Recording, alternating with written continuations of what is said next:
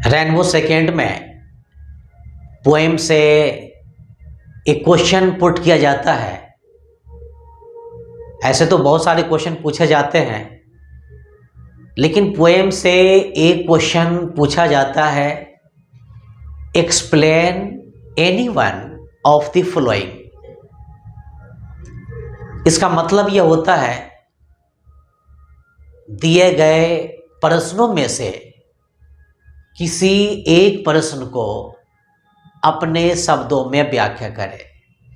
इसके अंतर्गत पोएम की पंक्ति दी जाती है और उस पंक्ति को आपको अपने भाषा में एक्सप्लेन करना होता है, व्याख्या करना होता है। अब जैसे कि यहाँ पर हम दो क्वेश्चन लिख चुके हैं, आप इसको थोड़ा सा गौर करेंगे। यहाँ पर देखिए, अब जैसे कि यहाँ पर है कि explain any one of the following, ये तो मैं आपको पहले बता चुकी। करना क्या है, मतलब कविता की पंक्ति दे दी जाएगी और उस पंक्ति को आपको अपने शब्दों में क्या करना है, एक्सप्लेन करना है। अब जैसे कि यहाँ पर आपके पोएम की एक लाइन है, पंक्ति है, cold impossible ahead list the mountains. हालांकि माउंटेन्स के बाद भी मतलब कुछ वर्ड आ सकते हैं, हो सकते हैं। ये क्वेश्चन कभी कभी दो पंक्ति या तीन पंक्ति का पूछा जाता है, लेकिन आप सबसे पहले इसके शुरू में मतलब स्टार्टिंग में कौन सा वर्ड है, बस इसको आप पकड़ने की कोशिश करेंगे। इतना अगर पकड़ लेते हैं या इतना अगर बात आपके क्वेश्चन में अगर मिल जाती, तो फिर आप ये क्वेश्चन का आंसर लिखने की आप कोशिश करेंगे। खैर चलिए समझते हैं कि इस पंक्ति के माध्यम से कवि हमें कौन सी बात बताना चाहता है, या हम इस पंक्ति के माध्यम से क्या सीखे, क्या समझे। दीजिए लाइन्स मतलब ये पंक्तियां, दीज लाइन्स मीन्स ये पंक्तियां हैव बीन टेकन मतलब ली गई है, फ्रॉम द पोएम मतलब कविता से। ये पंक्तियां कविता से ली गई है। अब सवाल ही होता है कि ये पंक्ति मतलब किस कविता से ली गई है, तो उस कविता का नाम है now the leaves are falling fast, मतलब अब पत्ते बड़ी तेजी से गिर रहे हैं। The it has been written, जो लिखी गई है, बाय W.H. Auden मतलब W.H. Auden के द्वारा। ये पंक्तियां दिख रहा है ना आपको, now the leaves are falling fast, ये आपके पोएम का नाम है।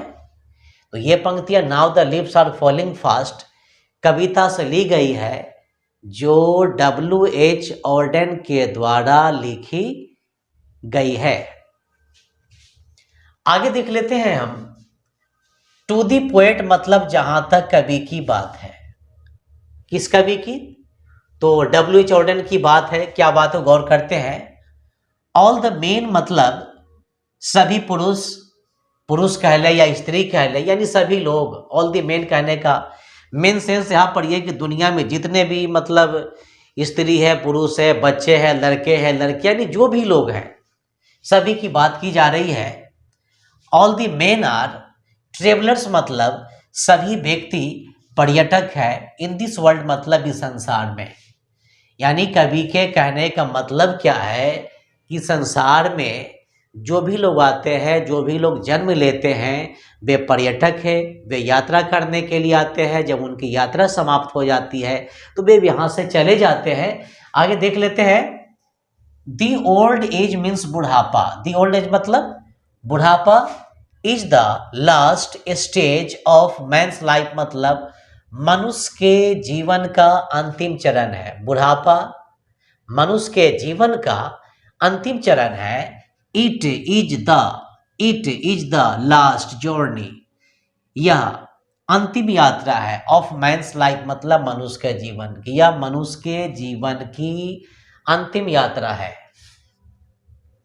आगे देख लेते हैं, इन दिस एज मतलब इस एज में, मतलब किस एज में, मतलब बुढ़ापे की उम्र में, बुढ़ापे के एज में। मैन मतलब मनुष्य, कांट सी मतलब देख नहीं पाता है, the lovely head of the range of mountains का मानी होता है सुंदर पर्वत श्रृंखलाओं के चोटियों के। इस उम्र में मनुष्य सुंदर पर्वत श्रृंखलाओं के चोटियों को देख नहीं पाता है। And the site of cold water falls का मानी होता है और शीतल जल के झरनों के दृश्य को। तो फिर से एक बार देख लेते हैं ताकि आपको पूरा समझ में आ जाए। It is the last in this age, मतलब इस एज में, यानी इस एज में, यानी इस उम्र में, यानी आप यूँ कह लें कि बुढ़ापे की उम्र में मनुष्य सुंदर पर्वत श्रृंखलाओं के चोटियों को और शीतल जल के झरनों के दृश्य को देख नहीं पाता है।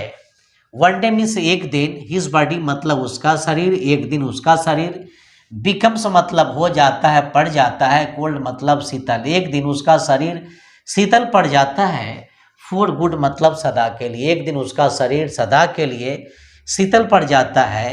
हंड्रेड्स ऑफ मैन मतलब सैकड़ों लोग, कैरी मतलब ढोते हैं, दी डेड बॉडी मतलब मृत शरीर को सैकड़ों लोग मृत शरीर को ढोते हैं। इन अ वुडन कॉफिन का मानी होता है लकड़ी से बने संदूक में, या मृत व्यक्ति के जो मतलब ढोने का या कब्र की ओर ले जाने का या शमशान की ओर ले जाने के लिए जिस संदूक का यूज किया जाता है उसे हम क्या कहते हैं, वुडन कॉफिन कहते हैं। मतलब इसे हिंदी में लकड़ी का ताबूत भी कह सकते हैं या लकड़ी का संदूक भी कह सकते हैं। तो फिर से देख लेते हैं यहाँ पर हम।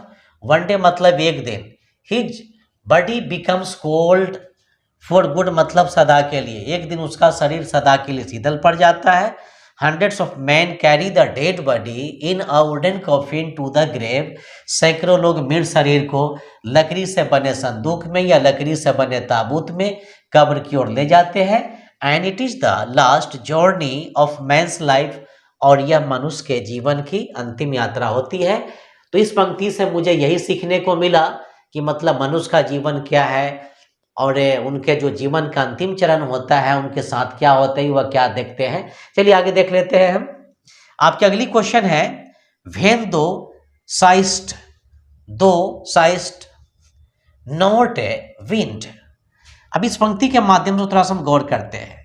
दीज लाइन्स मतलब ये पंक्तियां, हैव बीन टेकन मतलब ली गई है, फ्रॉम द पोएम मतलब कविता से।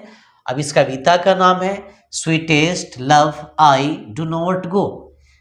हालांकि गो का स्पेलिंग GO होता है, लेकिन हमारे जो कविता की पंक्ति है उसमें जो मतलब लेशन है मेरा, उसमें गो इसी तरह लिखा गया है, इसलिए आप थोड़ा सा संदेह में न रहेंगे। तो sweetest love I do not go मतलब ये पंक्तियां sweetest love I do not go कविता से ली गई है। दैट हैज बीन रिटन जो लिखी गई है, बाय जॉन डन मतलब जॉन डन के द्वारा, जो जॉन डन के द्वारा लिखी गई है। दी पोएट मीन्स कवि, वांट्स टू से मतलब कहना चाहता है, कवि कहना चाहता है। अब क्या कहना चाहते हैं सुना जाए यहाँ पर।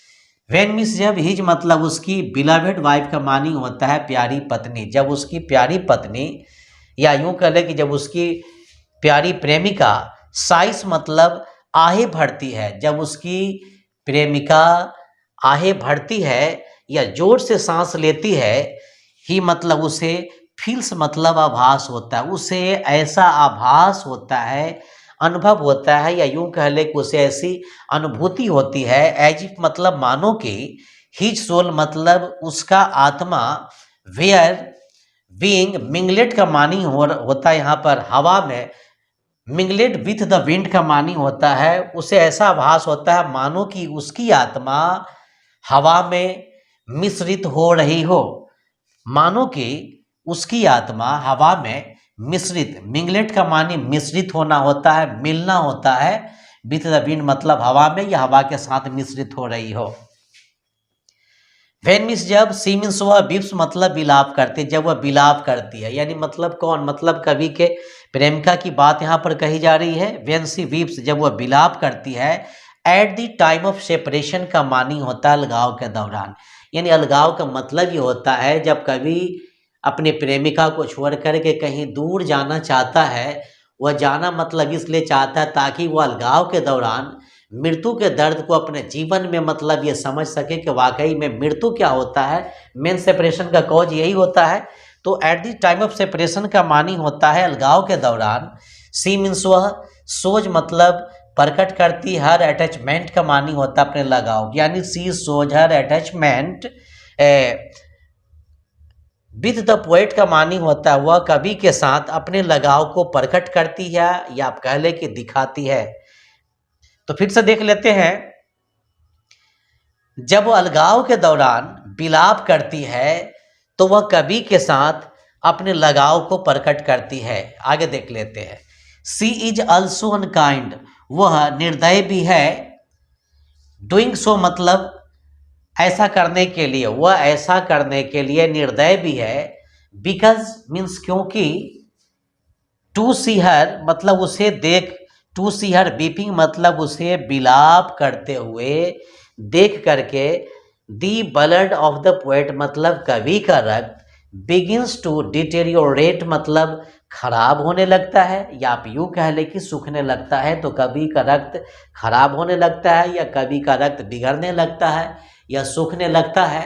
ये आपका लास्ट क्वेश्चन है, इसको भी देख लेते हैं, थोड़ा सा यहाँ पर गौर कर लेते हैं। क्वेश्चन आपका यह है, if I should die think only this of me.